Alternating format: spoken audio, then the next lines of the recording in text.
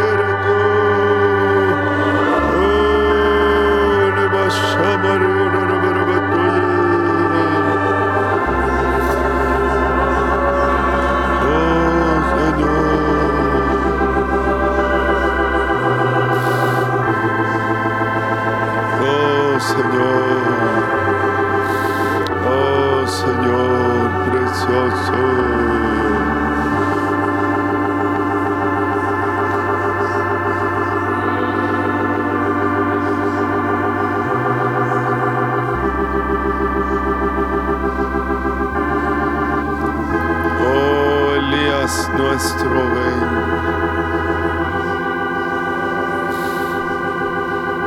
Oh, Ramashabariunarabo.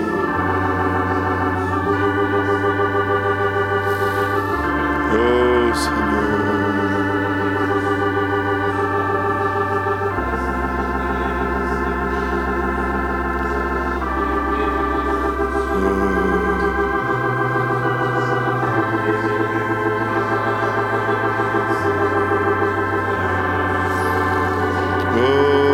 Precioso, oh, Libashanero, oh, aviva tu obra, Señor, aviva tu obra, mi Señor, aviva tu obra, mi Señor.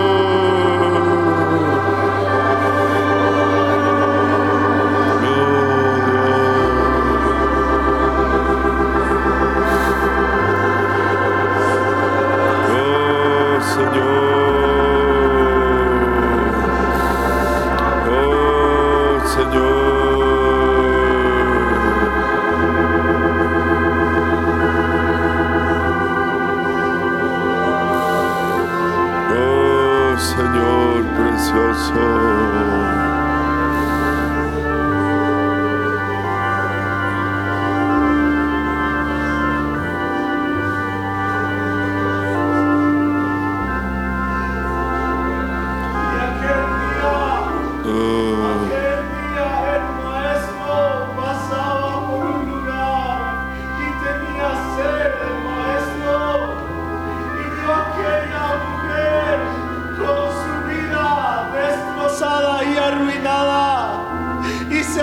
Aquella mujer y le declaró toda su maldad y le dijo: dame de beber, pues tengo sed, y te daré aguas y fuentes de agua viva, y nunca más tendrás sed.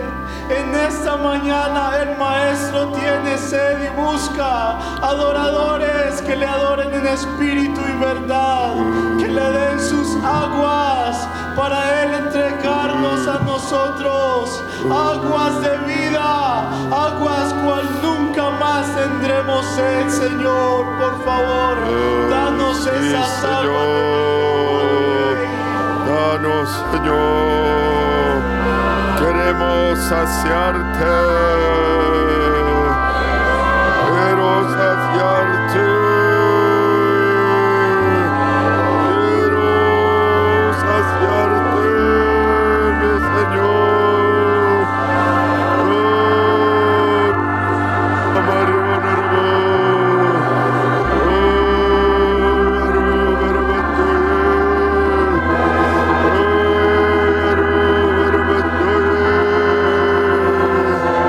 Oh,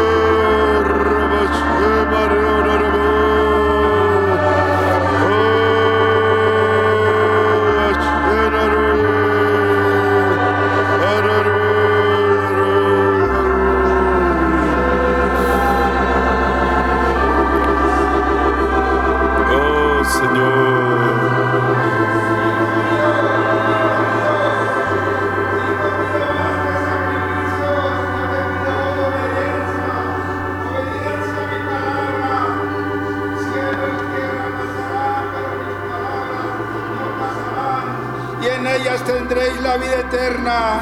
Hijo, pídame un corazón limpio y te lo daré. Pídame un corazón limpio y te lo daré, porque esto agrada a mi alma. Corazón de David, Señor. Yo te digo, es necesario que avives el fuego del don que yo te he dado. Es necesario que tú anheles más de mi presencia. No seáis como aquel hombre que enterró el talento, sino sed como el que lo multiplicó. Yo te digo, anhela más hoy de mí. Anhela más hoy de mi presencia. Que yo quiero derramar mi espíritu. Aviva el fuego del don que te he dado. Anhelamos de ti, Señor. Anhelo de ti, Señor.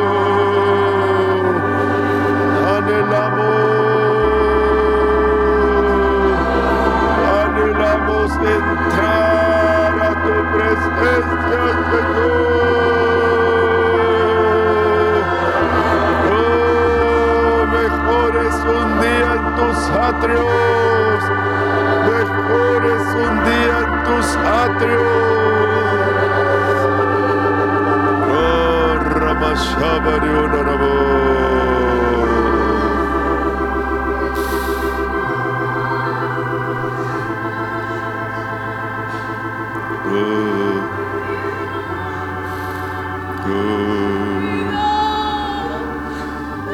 Él hoy está aquí, derramando su espíritu a los pobres, derramando su gracia al necesitado, mostrando su poder en el Socórrenos.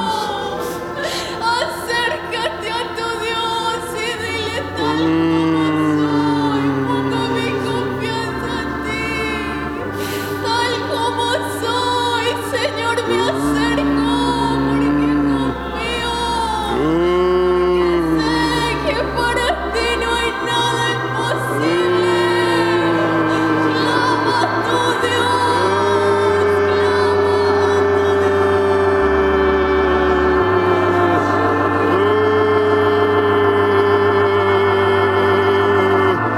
Quiero verte y oírte. Quiero verte y oírte. Oh, le me llamarionarabo. Oh, Ramashamarionarabarabatuye. Oh, Señor.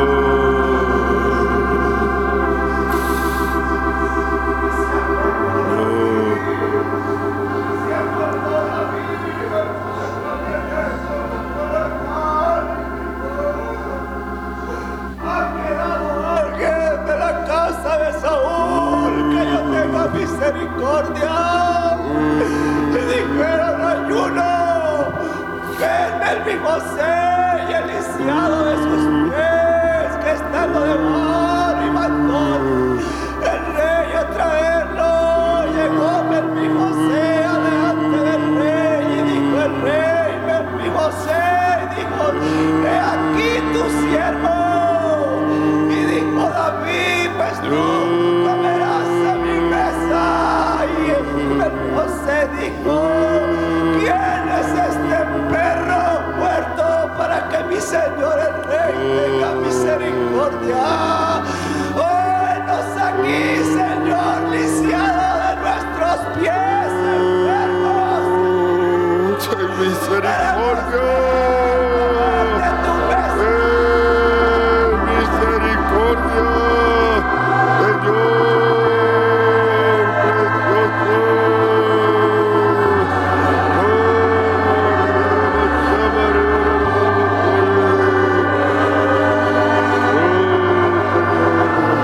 precioso.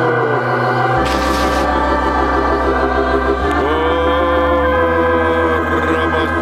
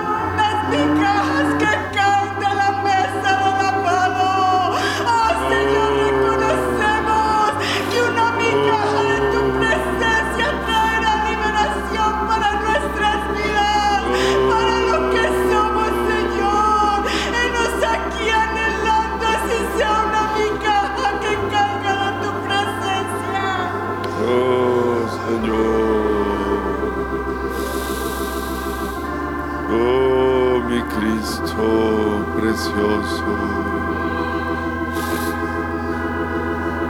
Oh, Señor.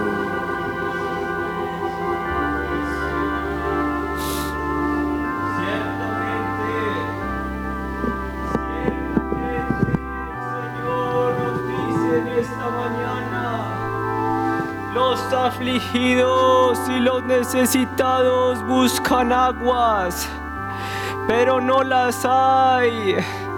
Su lengua está reseca de sed, pero ciertamente os digo, yo el Señor os responderé. Yo el Señor no os abandonaré. Ciertamente abriré ríos en las alturas desoladas, manantiales en medio de los valles. Transformaré el desierto en estanque de aguas y la tierra seca en manantiales, dice el Señor. Oh, Cristo. Oh, Señor. Para que tengas misericordia de nosotros. Solo somos tierra seca. Solo somos pecadores en medio del camino. Solo somos necesitados. Somos ciegos, Señor. Somos sordos, somos mancos y cojos. Pero ciertamente, Señor, el bien y la misericordia nos seguirán todos los días de nuestra vida. Cierto es, Señor, que solo un toque de tu presencia, solo un toque de tu misericordia bastará. Hoy te pedimos, ven, Señor, ven a tu pueblo que te necesitamos. Oh, Somos ciegos, Señor. oh, Somos cojos, pero si tú te extiendes, Señor, con un toque de misericordia, no seremos iguales, Cristo. oh, Señor.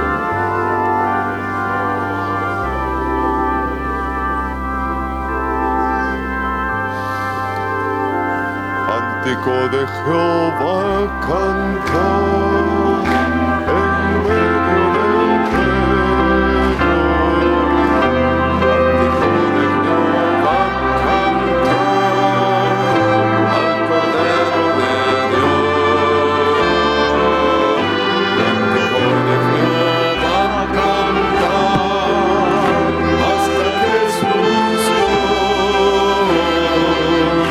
Todo corazón llene y la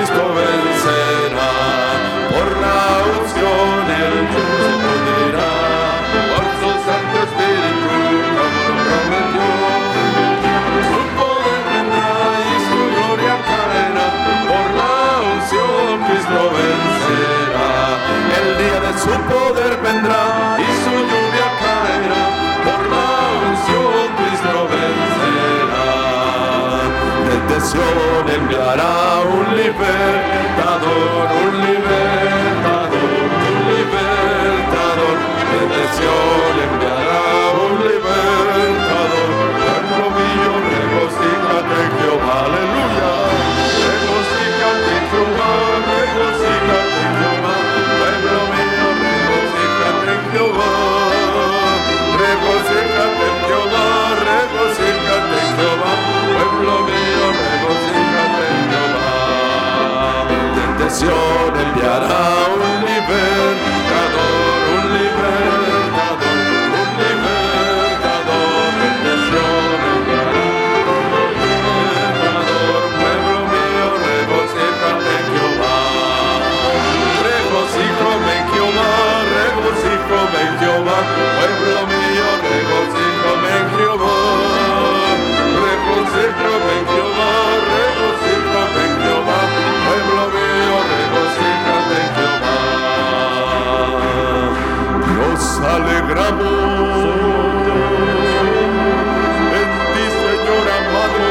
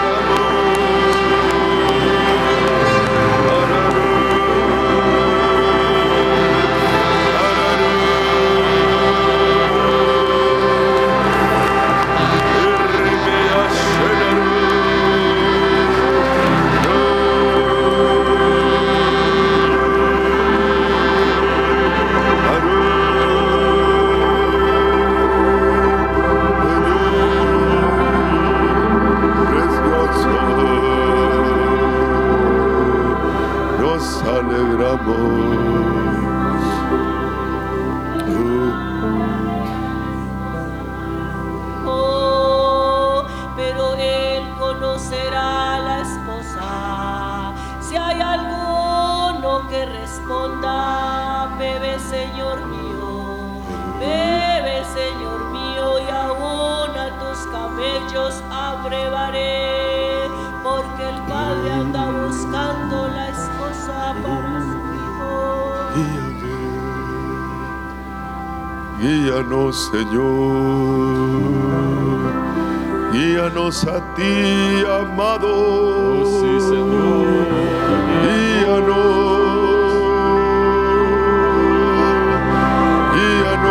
a ti.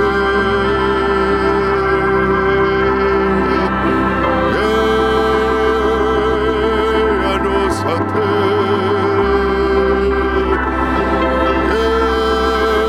Guíanos a ti.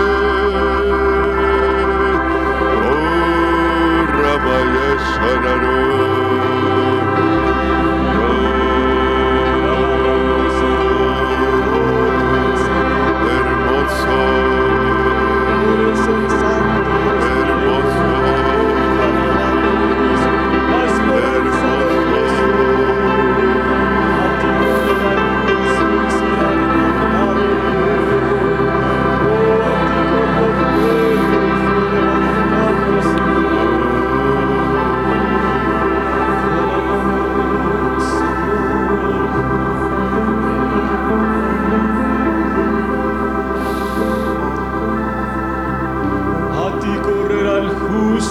Será levantado, Señor.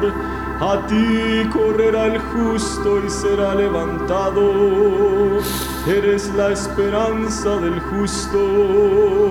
Señor, a ti corrió Pedro y fue levantado. Tú levantas del polvo al pobre, lo haces sentar en lugar de príncipes. A ti correrá el justo y será levantado. Señor, te alabamos. Gracias, Señor. Eres nuestra esperanza, Señor. A ti correrá el justo y será levantado, Señor. Gracias, Señor. Gracias, Señor. Señor, eres la esperanza del justo.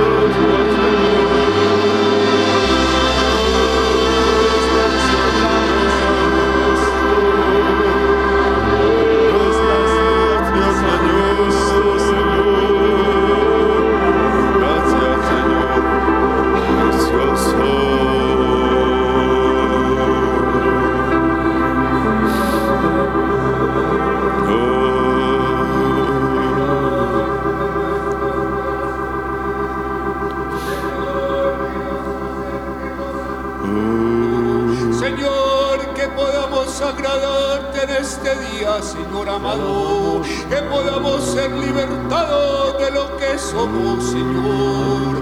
Llena estos templos, Señor, cada palabra de vida para cada uno, Salvador eterno. Mira tu pueblo sobre esta tierra, Señor, cansados en medio de este desierto. Levántanos, Señor amado, levántanos para adorar tu nombre y bendecirte, para expresar tus maravillas cada día, Señor amado. Oh, levanta al pobre, Señor, al cojo, al necesitado, al paralítico, al desamparado, Señor, al ciego y al sordo, dale oídos, Padre, para que oigamos tu voz en este día, Señor amado. En como tú.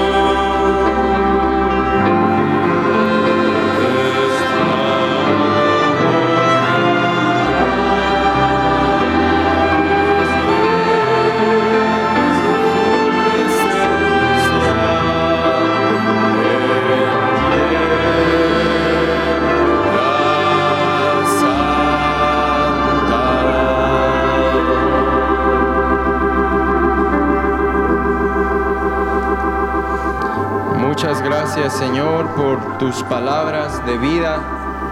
Gracias porque tú nos hablas, Señor, y nos amas. Te pedimos que nos sigas ayudando, Señor, en esta hora, por favor. En el nombre de Cristo Jesús. Amén.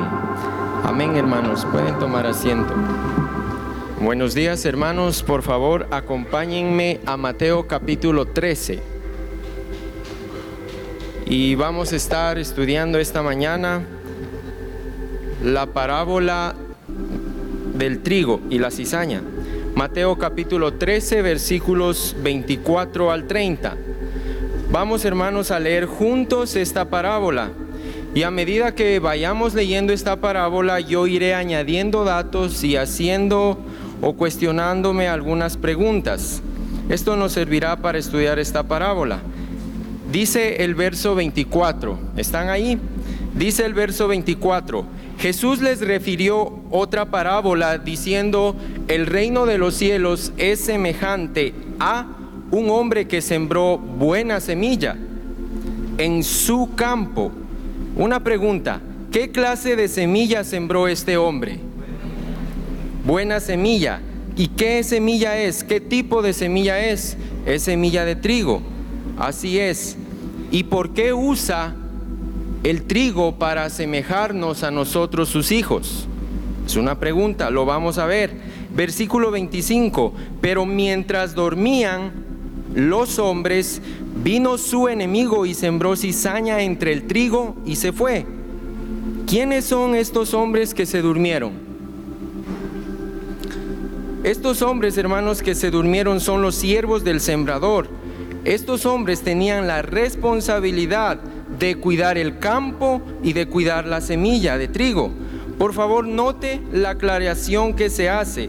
Dice que fueron los hombres quienes dormían, no el sembrador, los hombres. Versículo 26, y cuando salió la hierba y dio fruto, entonces apareció también la cizaña. Y yo me pregunté, ¿cuánto tiempo pasó desde que el sembrador sembró la semilla de trigo? Vino el enemigo y sembró la cizaña hasta que apareció la hierba y dio fruto. ¿Saben cuánto tiempo pasó? El trigo se demora en ser cosechado de 5 a 6 meses. Cuando salió la hierba y dio fruto, solo habían pasado de 2 a 3 meses. Faltaban aproximadamente 3 meses más hasta el tiempo de la cosecha. Ya veremos por qué les digo esto. Versículo 27. Vinieron entonces los siervos del padre de familia y le dijeron: Señor, ¿no sembraste buena semilla en tu campo? ¿De dónde pues tienes cizaña?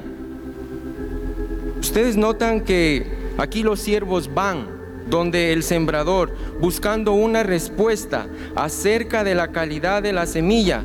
No sé si ustedes lo notan, hermanos, pero yo escucho en estas preguntas un tono como de desconfianza.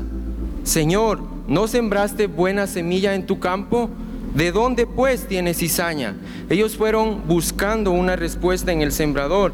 Y esta actitud, hermanos, es muy importante, que cuando nosotros en nuestra vida vengan situaciones en las cuales no entendemos, que vayamos delante del Señor y le preguntemos por qué causa ha acontecido esto. Verso 28, Él les dijo: un enemigo ha hecho esto. ¿Cómo sabía él que el enemigo había hecho esto? ¿Alguien le dijo? Los siervos estaban dormidos. El Señor estaba velando. Y hay razones por las cuales les digo esto, ya vamos a ver. Dice, note, hermanos, aquí el principio de la autoridad. Aquí los siervos preguntan: ¿qué es lo que debemos hacer, Señor? ¿Cuál es tu voluntad? Versículo 29, Él les dijo: no arranquen la cizaña. El verso 29 dice: Él les dijo, no sea que al arrancar la cizaña arranquéis también con ella el trigo. Notan, hermanos, que el sembrador les está diciendo: no lo hagan porque ustedes se pueden equivocar. Ellos se podían equivocar, queriendo arrancar la cizaña, ellos podían arrancar el trigo. Y dice, dejad crecer, el verso 30, juntamente lo uno y lo otro hasta la siega. Y al tiempo de la siega yo diré a los segadores, recoged primero la cizaña y atadla en manojos para quemarla, pero recoged el trigo en mi granero. ¿Por qué los siervos no pudieron cortar la cizaña y los segadores sí lo hicieron? ¿Cuál es la diferencia?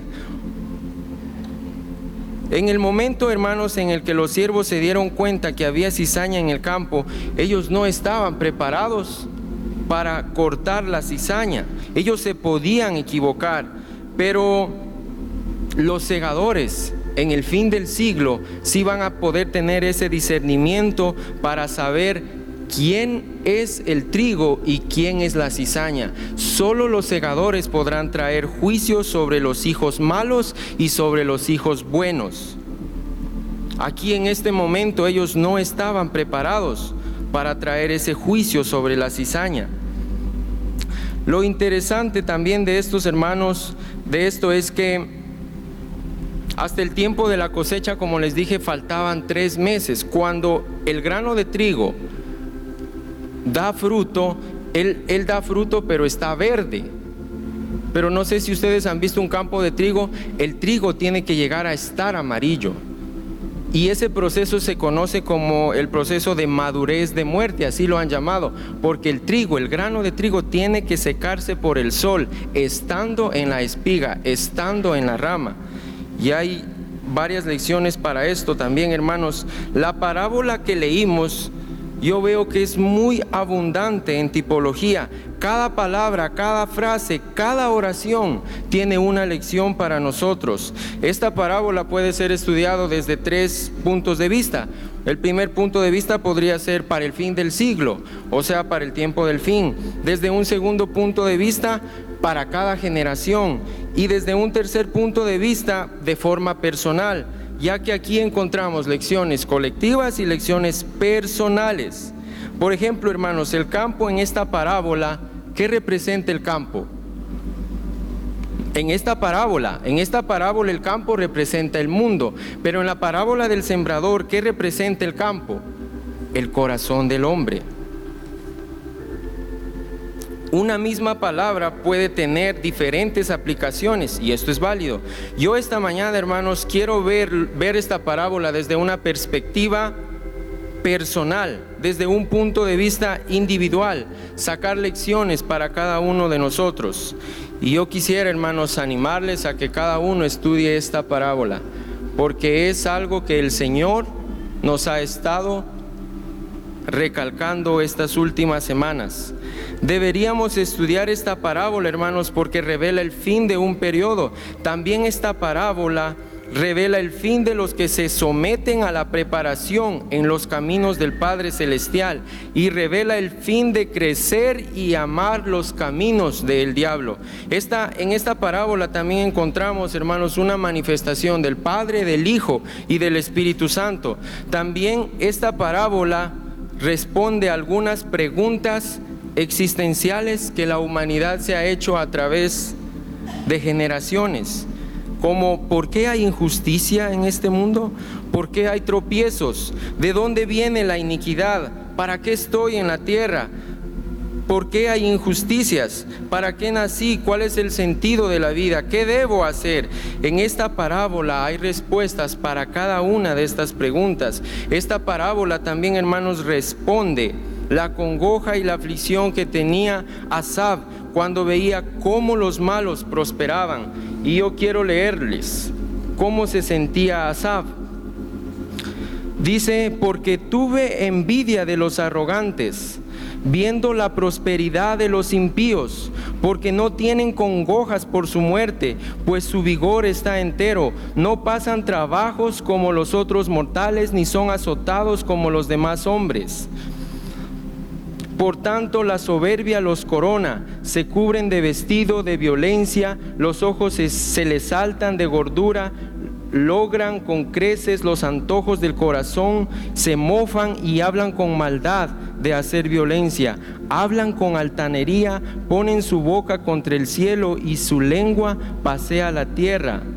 hasta que dice el verso 17, hasta que entrando en el santuario de Dios comprendí el fin de ellos. Ciertamente los has puesto en deslizaderos, en asolamientos los harás caer. Esta parábola, hermanos, responde: ¿por qué el impío crece?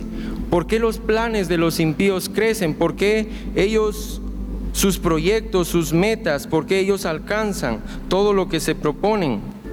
También, hermanos, en esta parábola encontramos 3 estados espirituales de los hijos del reino.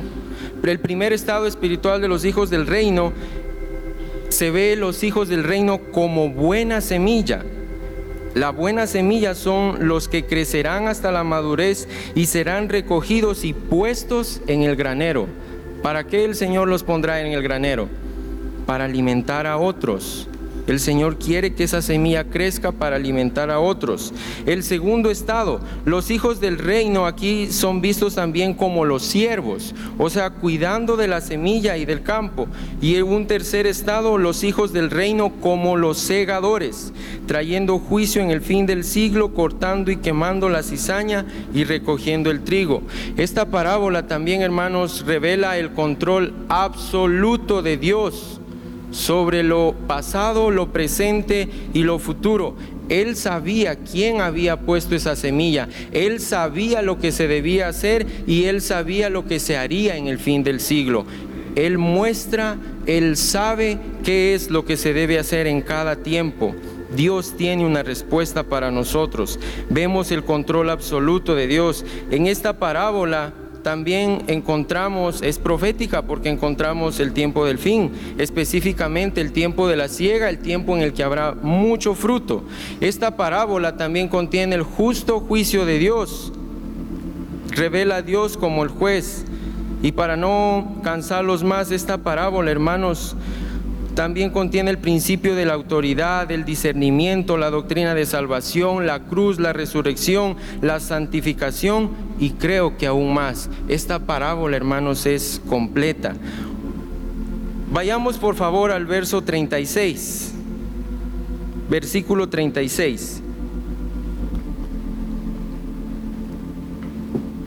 Dice: vinieron sus discípulos y le dijeron: Señor, enséñanos la parábola de la cizaña en el campo.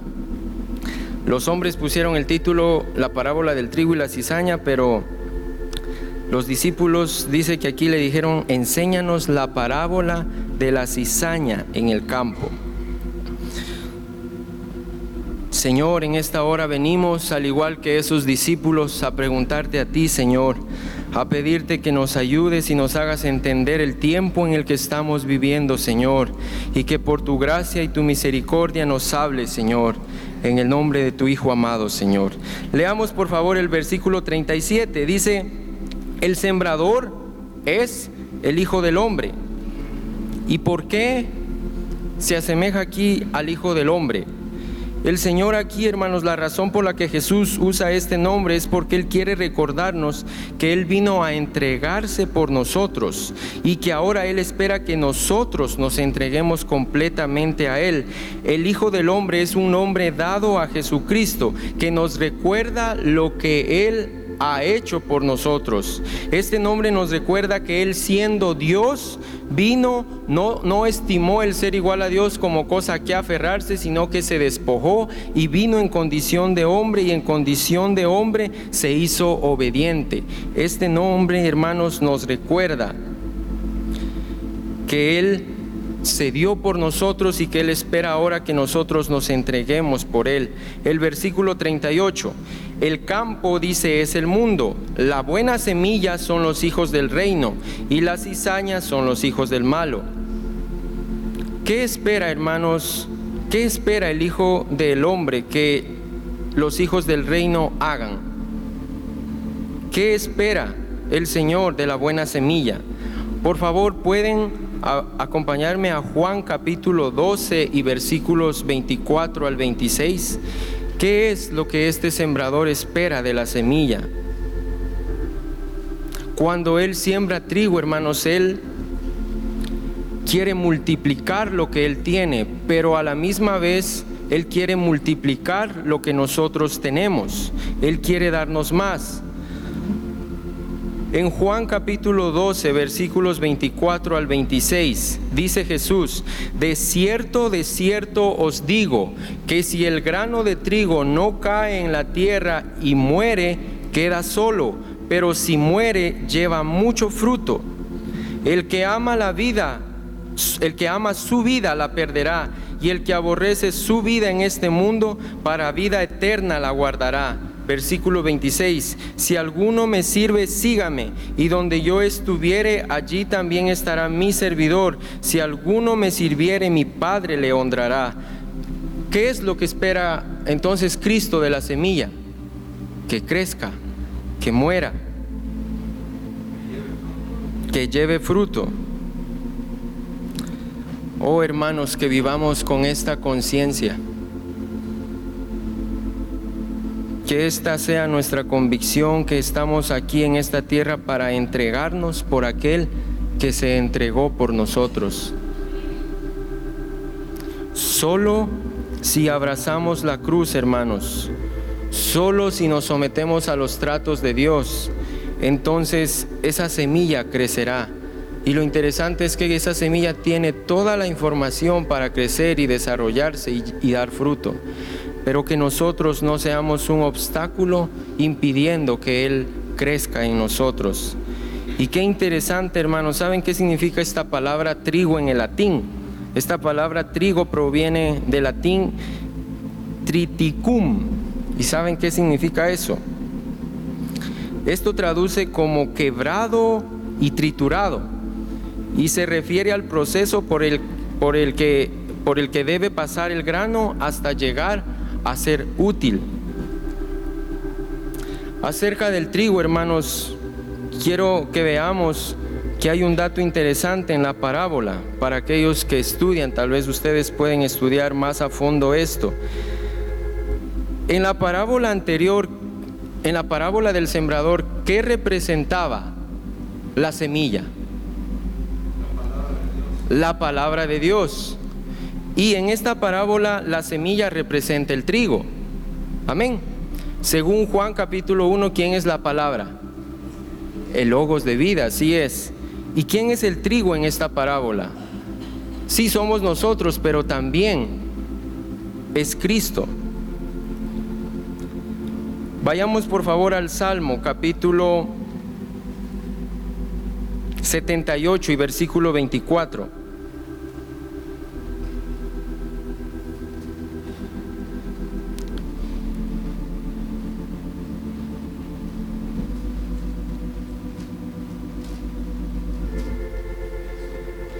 Dice: e hizo llover sobre ellos maná para que comiesen, y les dio ¿qué? Trigo de los cielos. Y en Juan capítulo 6, Él explica que Él es el pan de vida. Lo que está diciendo es que Él es el trigo. ¿Por qué les digo esto? Ahora, ustedes recuerdan la parábola que sigue a continuación de esta. Una de las que sigue es Mateo capítulo 13, 44. Yo les leo, dice: además, el reino de los cielos es semejante a un tesoro escondido. Y note esto: en un campo. ¿Qué es este tesoro escondido? ¿Qué es? ¿Qué encontró este hombre? Porque dice un tesoro escondido, el cual un hombre halla y lo esconde de nuevo, y gozoso por ello va y vende todo lo que tiene y compra aquel campo. ¿Qué encontró este hombre? ¿A Cristo?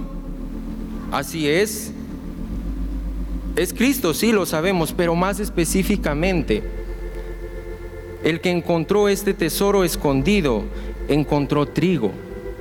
Y si él se hace, y miren lo que dice Apocalipsis, yo les leo, Apocalipsis 2:17: al que venciere daré a comer del maná escondido. También se puede traducir, según lo que acabamos de ver, según el Salmo 78:24, el trigo de los cielos. Y le daré una piedrecita blanca, y en la piedrecita escrito un nombre nuevo, el cual ninguno conoce sino aquel que lo recibe. El precio, hermanos, el valor que hay en este campo es incalculable. Ojalá ustedes pudieran analizar qué significa trigo, por qué Él se hace semejante al trigo y por qué Él nos llama a nosotros semejantes al trigo. El precio, hermanos, que hay en ese campo es insondable, es infinito, y solo aquellos que logran ver cuánto valor hay en Él pueden entregarse, pueden vender todo lo que tienen y proseguir y avanzar por conocer al Señor. Que el Señor abra nuestros ojos, hermanos, y que veamos lo que Él nos quiere ofrecer, lo que Él nos está ofreciendo. Que veamos la obra de santificación y de purificación como algo valioso, como algo glorioso, que tiene un mayor y cada vez más eterno peso de gloria. Pero dice también que el Hijo del Hombre tiene un enemigo. El verso 39 de Mateo capítulo 13. Dice, el enemigo que la sembró es el diablo. Se acordarán en el verso 25, dice que mientras los hombres dormían, vino el diablo, y el diablo, aprovechándose del sueño, vino y sembró cizaña, que aquí en esta parábola dice que son los hijos malos. Y en el verso 41 encontramos las características de la cizaña. Dice que son tropiezo y hacen iniquidad. Pero veamos quiénes son estos que se quedaron dormidos. Por el papel, hermanos, que ellos desempeñan en esta parábola, podemos decir que estos son hijos del reino que cuidan de la semilla y del campo. Estos son los que tienen la responsabilidad de cuidar el mundo y de cuidar los hijos del reino. Aquí, hermanos, estamos viendo el liderazgo. Pero algunos podrán decir, bueno, tal vez algunos se desconectarán y dirán, bueno, yo no soy líder. Pero hermanos, déjenme decirle que Jesús nos enseña que todos tenemos la responsabilidad de orar los unos por los otros. Y ya vamos a ver por qué se quedaron dormidos. Porque dormir en la Biblia es vinculado a no orar. Y lo vamos a ver. La primera lección, la lección que quiero que veamos esta mañana es la responsabilidad que tenemos de orar. Estos siervos aquí se quedaron dormidos, y dormir en la Biblia nos habla de no velar, de no orar. Por favor, vayamos a Lucas capítulo 22, versículos 39 al 46.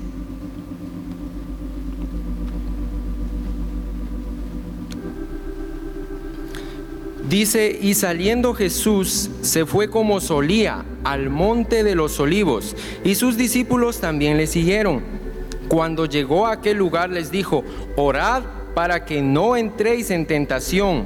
Y él se apartó de ellos a distancia como de un tiro de piedra, y puesto de rodillas oró, diciendo, Padre, si quieres pasa de mí esta copa, pero no se haga mi voluntad sino la tuya. Y se le apareció un ángel del cielo para fortalecerle, y estando en agonía oraba más intensamente, y era su sudor como grandes gotas de sangre que caían hasta la tierra.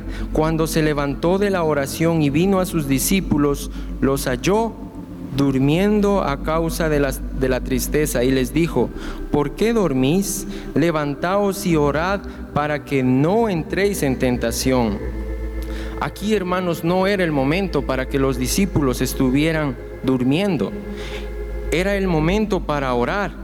Y en esta parábola que estamos estudiando, tampoco era el momento para que estos siervos estuvieran durmiendo. Era el tiempo de orar, era el tiempo de interceder, era el tiempo de decirle al Señor, como nos enseña a orar la oración modelo. Mateo 6:13, yo les leo, dice, y no nos metas en tentación, mas líbranos del mal. Era el momento, hermanos, para que estos hombres aquí estuvieran diciendo, Señor, líbranos del enemigo, líbranos de la cizaña, líbranos de los tropiezos, líbranos de los que hacen iniquidad, porque tuyo es el reino, el poder y la gloria por todos los siglos. Amén. Yo quisiera preguntar, hermanos, ¿a ustedes les ha pasado que debiendo de haber estado orando, se durmieron y vino el enemigo y plantó algo malo? Yo he de reconocer, hermanos, a mí me ha pasado. ¿Te ha pasado que debiendo tú haber estado orando por tu hogar, te dormiste y vino el enemigo y sembró lo malo? ¿Les ha pasado? ¿Les ha pasado que debiendo haber estado orando por tu negocio, te dormiste y el enemigo aprovechándose vino y sembró el mal? ¿Les ha pasado? ¿Te ha pasado también que debiendo de haber estado tú orando por tus hijos, te dormiste y vino el enemigo y sembró lo malo en tus hijos? ¿Te ha pasado que debiendo haber estado orando por alguien, por un familiar, por tu cónyuge, debiendo de haber estado tú orando, te dormiste y vino el enemigo y sembró lo malo? La primera parte de la oración modelo que Jesús enseñó, hermanos, dice Padre nuestro. Lo que está diciendo es que nos acerquemos no solo pidiendo por nosotros, sino que debemos llevar una carga por los demás. Efesios dice, orando en todo tiempo con toda oración y súplica en el Espíritu, y velando en ello con toda perseverancia y súplica por todos los santos.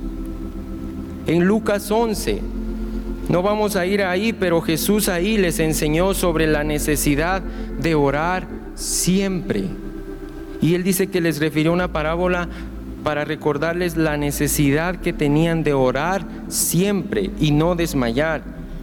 Él enseñó, hermanos, que el esposo ore por la esposa y la esposa ore por el esposo, que los padres oren por los hijos y los hijos oren por los padres, que los pastores oren por las ovejas y las ovejas por los pastores.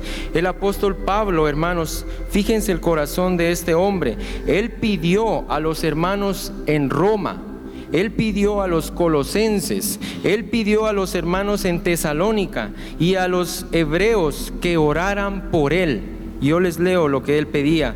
Pero os ruego, hermanos, por nuestro Señor Jesucristo y por el amor del Espíritu, que me ayudéis orando por mí a Dios, para que sea librado de los rebeldes que están en Judea, y que la ofrenda de mi servicio a los santos en Jerusalén sea acepta. ¿Qué tan importante es orar para ti? Para el apóstol Pablo era muy importante la oración. ¿Qué tan importante es para ti que oren por ti? ¿Qué tan urgente es para ti, hermano, implorar y rogar por otros, por tus hijos, por tus padres? ¿Qué tan importante es para ti orar por tu cónyuge, por tus familiares? ¿Es primordial? ¿Es importante? ¿Es esencial? ¿O es vital? La oración, hermanos, no es esencial. Escuchen, la oración no es esencial en la vida. La oración ni siquiera es importante. La oración es vital. Hay cosas importantes con las cuales no podemos vivir. Pero aquí, hermanos, la oración es vital. Sin ella no se puede vivir. Si no oramos, hermanos, pronto falleceremos. Esta parábola, hermanos, enseña que debemos orar y no dormir, porque si no oramos, entonces vendrá el enemigo y querrá destruirnos. Todos aquí, hermanos, en alguna medida somos responsables de cuidar al que está a nuestro alrededor, al que está al lado de nosotros, de llevarlos en oración. Con toda seguridad, hermanos, cuando estos siervos se dieron cuenta de lo que había pasado, ¿qué creen que hicieron? Cuando se dieron cuenta que había un enemigo ahí que estaba buscando la forma de hacer daño. Con toda seguridad, hermanos, ellos velaron y no durmieron, porque sabían que un enemigo podía volver y hacer más daño. Con toda seguridad ellos pusieron atalayas, guardias, revisaron el cerco, velaron y no durmieron. Los discípulos, igual aquí como acabamos de leer, ellos se durmieron. Pero dice Hechos, hermanos, dice Hechos que después de esta lección ellos perseveraban en la oración y ruego. los discípulos se quedaron dormidos. Por favor, recuerden el monte de los olivos. Ahí ellos se quedaron dormidos, no velaron. Ellos se quedaron dormidos en el monte de los olivos. Después de esto, después de que ellos se quedaron dormidos, ustedes se acordarán qué sucedió. Sucedió el arresto de Jesús, la muerte y resurrección de Jesucristo. Y Él llega donde sus discípulos, después que Él ha resucitado, les habla acerca del reino que será restaurado a Israel. Y estando en ese monte, en el monte de los olivos, en Hechos capítulo 1, versículos 8 al 14, dice: el Señor les dijo esto en el monte de los olivos, en el monte donde ellos se quedaron dormidos: pero recibiréis poder cuando haya venido sobre vosotros el Espíritu Santo, y me seréis testigos en Jerusalén, en toda Judea, en Samaria y hasta lo último de la tierra. Y habiendo dicho estas cosas, viéndolo ellos, fue alzado, y le recibió una nube que lo ocultó de sus ojos. Y estando ellos con los ojos puestos en el cielo, entre tanto que él se iba, he aquí se pusieron junto a ellos 2 varones con vestiduras blancas, los cuales también les dijeron: varones Galileos, ¿por qué estáis mirando al cielo?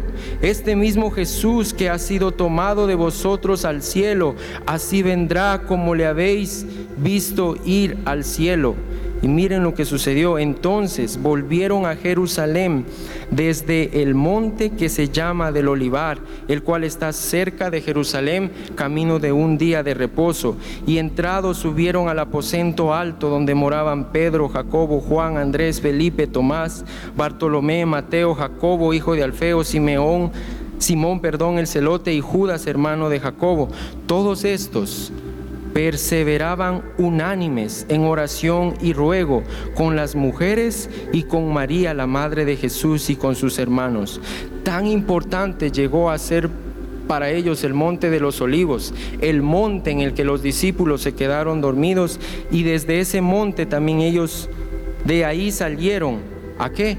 A orar. ¿Por qué? ¿Cuál es el mensaje? ¿Por qué? Porque aquí el ángel dice que les dijo: este mismo Jesús que ha sido tomado de vosotros al cielo, así vendrá como le habéis visto ir al cielo. Yo puedo imaginar, hermanos, permítanme imaginar esta mañana con ustedes, yo puedo imaginarme a los discípulos viendo ese monte y acordándose de lo que ahí vivieron. Yo creo que ese monte llegó a ser muy simbólico para ellos, debido a la lección que ellos aprendieron ahí. En ese monte aprendieron a orar y no dormir. En ese monte Jesucristo oró intensamente. De ese monte se fue, y a ese monte dice que vendrá el Señor Jesús. ¿Y quiénes lo recibirán? ¿Quiénes recibirán? ¿Quiénes recibirán al Señor en su segunda venida? Tanto como fue la primera venida, así será la segunda venida. Esto lo podemos ver en la relación entre el principio y el fin. Así como fue la primera venida, así será la segunda venida. Y en la primera venida, hermanos, vayamos por favor a Lucas capítulo 2, versículos 8 al 12.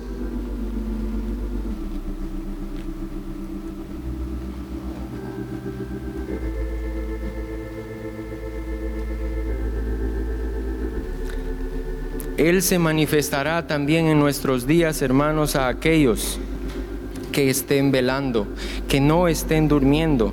Dice: había pastores en la misma región que velaban y guardaban las vigilias de la noche sobre su rebaño. ¿Qué estaban haciendo? Estaban cuidando, estaban velando sobre otros. Aplicado a lo que estamos viendo, estaban orando, intercediendo. Y aquí dice el verso 9: se les presentó un ángel del Señor, y la gloria del Señor los rodeó de resplandor, y tuvieron gran temor. Pero el ángel les dijo: no temáis, porque aquí os doy nuevas de gran gozo, que será para todo el pueblo, que os ha nacido hoy en la ciudad de David un Salvador, que es Cristo el Señor. Para los discípulos, hermanos, la oración llegó a ser tan vital que en Hechos 6:4 dice que ellos ellos dicen persistiremos en la oración y en el ministerio de la palabra. Ningún afán llegó a ser tan importante para ellos, tanto como el estar dedicados a la oración. Los discípulos ya no durmieron más. Ellos sabían, hermanos, lo vital que era acercarse a Dios.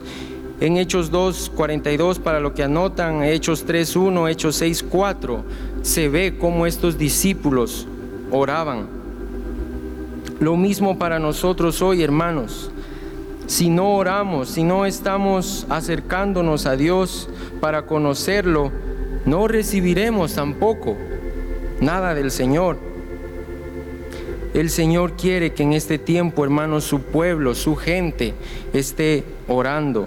Y quiero que veamos, hermanos, la intensidad con la que oraba Jesús en este monte de los olivos. Cristo tenía una urgencia genuina, hermanos, de ser rescatado. Él estaba despierto en la parábola que estamos estudiando. El Hijo del Hombre estaba despierto. Él vio venir al enemigo porque él estaba velando. Él no estaba dormido.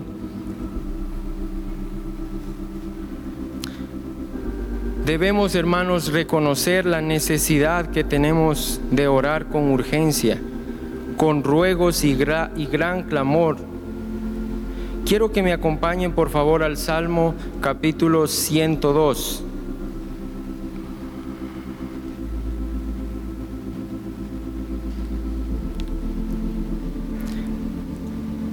Que tengamos la urgencia que tenía este salmista cuando ora y dice: Jehová, escucha mi oración y llegue a ti mi clamor.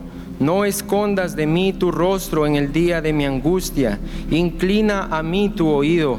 Apresúrate a responderme el día que te invocare, porque mis días se han consumido como humo y mis huesos cual tizón están quemados.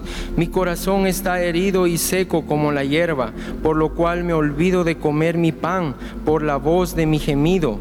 Mis huesos se han pegado a mi carne. ¿Qué es orar, hermanos? Orar es acercarse al Señor tal y cual nosotros somos, como escuchábamos esta mañana, para hablar con Él, para escucharlo a Él. Un pastor dijo, hermanos, quien ha dejado la oración, ha dejado a Dios. El problema, hermanos, por el cual a veces nosotros no oramos y nos quedamos dormidos, es que no entendemos la importancia y lo que puede hacer la oración. El Señor tenía una intensidad con la que Él oraba. El verso 44, yo les leo, dice: y estando en agonía oraba más intensamente, y era su sudor como grandes gotas de sangre que caían hasta la tierra.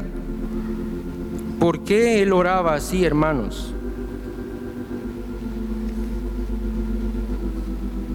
¿Por qué suplicaba así Cristo? Yo les leo Hebreos 5:7. Y Cristo en los días de su carne ofreciendo ruegos y súplicas con gran clamor y lágrimas. ¿Podemos imaginar a nuestro Señor Jesús suplicando y en su rostro ver lágrimas? Al que le podía librar de la muerte y fue oído a causa de su temor reverente. Cristo suplicaba con lágrimas. ¿Por qué? Porque entendía, hermanos, que era cuestión de vida o muerte dirigirse a su Padre. Cristo en este monte no oró con esa intensidad porque quería darnos a nosotros un ejemplo de cómo orar. Él oraba con llanto porque Él entendía, hermanos, que su llamamiento era recibir el pecado de todo el hombre, de todos los hombres, y descender al infierno tomando esos pecados más horribles y dejarlos ahí.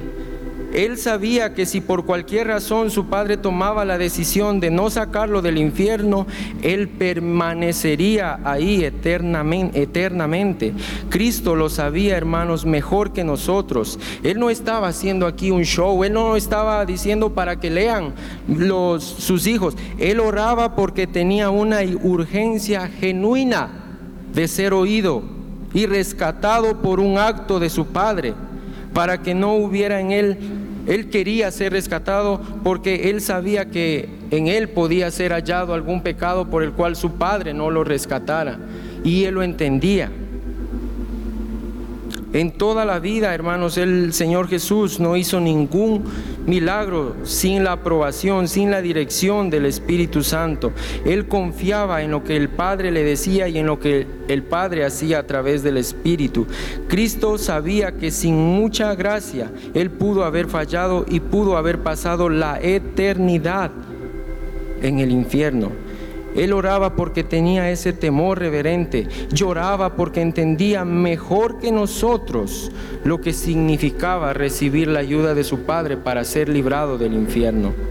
El problema es que nosotros no entendemos la magnitud de lo que está en juego. Que el Señor abra nuestros ojos, que veamos la vida y la muerte delante de nosotros, que oremos al Señor pidiéndole que nos ayude a abrazar la vida y no la muerte.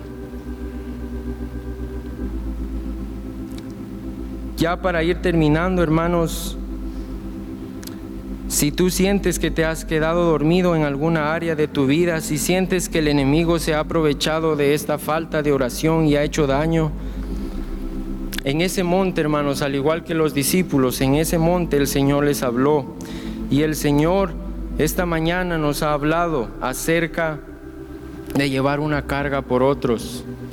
Son los primeros clamores que escuchábamos, el canto con el que empezamos la oración. Hay muchos hermanos que esperan recibir el movimiento de las aguas. Lucas 2:8, yo les leo, dice: velando y guardando las vigilias de la noche sobre su rebaño. Por varias generaciones, hermanos, hemos visto cómo la cizaña ha crecido. ¿Han visto cómo la cizaña ha crecido, hermanos? ¿Lo han visto? ¿Han visto cómo la cizaña que hace iniquidad y son de tropiezo han crecido? ¿Han visto cómo han crecido musicalmente? ¿Han visto cómo han crecido cinematográficamente? Ellos se han desarrollado como organizaciones, han crecido en poder, han crecido mal, se han juntado y han crecido. Y no quiero entrar en realidad en más detalles, pero la cizaña ha crecido. Y la pregunta para nosotros hoy es: ¿y qué de los hijos del reino? ¿Cómo creceremos? Aquí dice: dejad crecer juntamente lo uno con lo otro. Dice: dejen que ellos crezcan. ¿Cuántos de aquí, hermanos, sentimos una carga por esta generación? ¿Qué haremos nosotros por esta generación? ¿Velaremos? ¿Oraremos? Pero oraremos con mayor intensidad, hermanos, así tal vez a llegar al punto de orar como el Señor Jesús, que su sudor era como grandes gotas de sangre. A esa intensidad, Señor, ¿será que vamos a llegar a interceder por otros, a sentir esa carga? El Señor lo puede hacer, hermanos. El Señor está buscando hombres y mujeres sobre los cuales depositar su carga. Y con esto quiero terminar, pastor. Mientras más sea nuestra intensidad, hermanos, en la oración, así será el resultado que habrá en nuestra vida. Cuanto mayor sea la intensidad en nuestro corazón, así será la intensidad con la que el Señor responderá. Que crezcamos, hermanos, en amor y en comunión con nuestro Señor y Salvador. Que sintamos la carga, hermanos, que el Espíritu está depositando sobre nosotros, y dispongámonos. Amén, hermanos. Pongámonos en pie, hermano, vamos a buscar al Señor.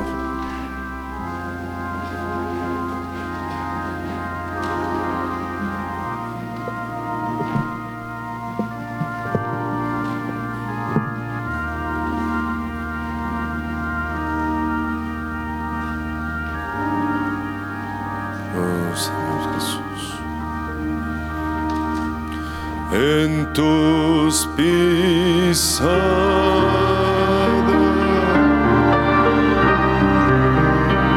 quiero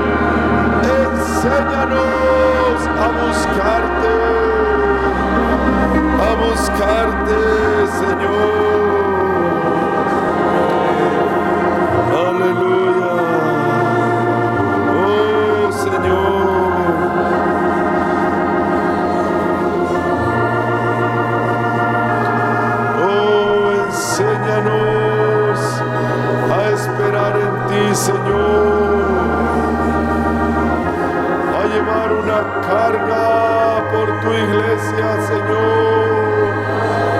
A llevar una carga por los perdidos. A llevar una carga, Señor. Oh, Ramashemanos. Oh, Cristo. Glorifícate esta mañana, Señor.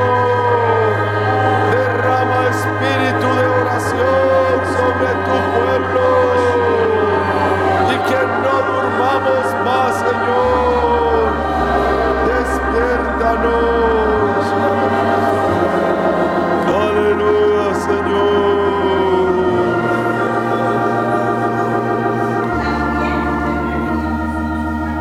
Oh, Señor.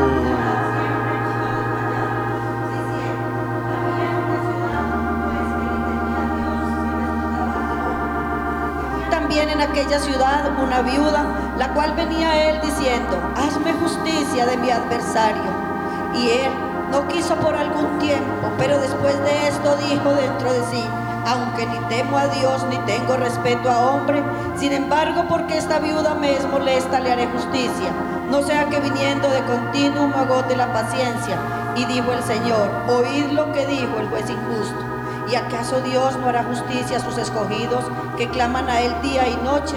¿Se tardará en responderles? Os digo que pronto les hará justicia. Pero cuando venga el Hijo del Hombre, ¿hallará fe en la tierra? Aleluya.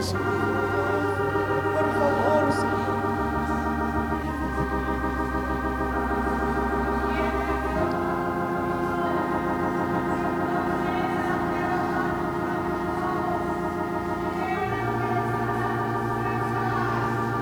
Porque ciertamente si andas por tu camino confiadamente y no tropezarás, pero no andes más ni a la derecha ni a la izquierda, porque ciertamente los caminos de Jehová son rectos. Hoy el Señor te pregunta: ¿estás dispuesto a dar tu vida por otro? ¿Estás dispuesto a dar tu vida como la reina Esther por un pueblo y aún por un pueblo que no conoces? Hoy el Señor te pregunta: ¿estás dispuesto a ayunar por otros? Yo derramaré mi espíritu de intercesión a aquellos que me lo pidan, pero hoy te pregunto: ¿estarás dispuesto a dar tu vida por otros? Sí, Señor.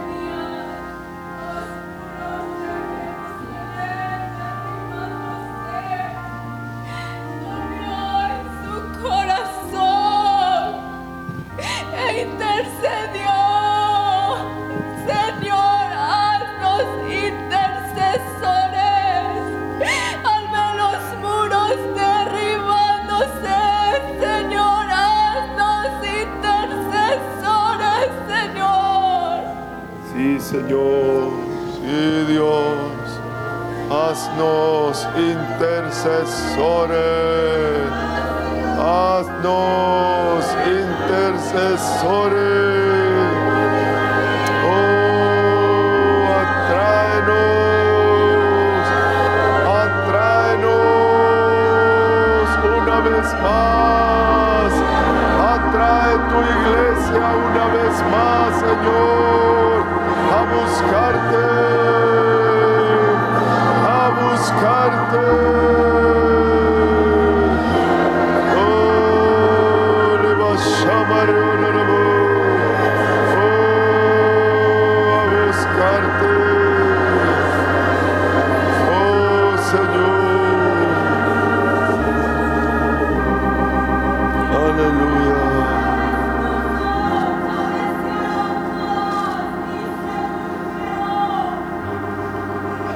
Es vital y necesario, dice el Espíritu en esta mañana, que mi iglesia se despierte, que mi iglesia se levante como guerreros, porque el fin está cerca y mi venida está a la puerta. Hoy yo sigo siendo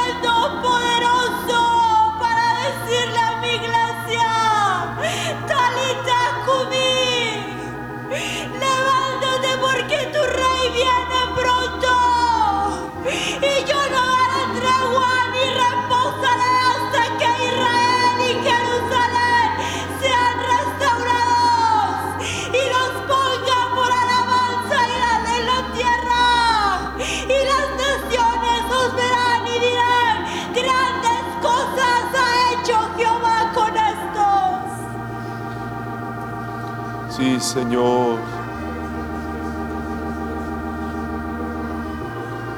Sí, Señor, aquí estamos. Lo que tenemos te damos, Señor. Queremos poner nuestras vidas, Señor, en sacrificio vivo. Orando, Señor, buscándote, conociéndote. Oh, Cristo Jesús.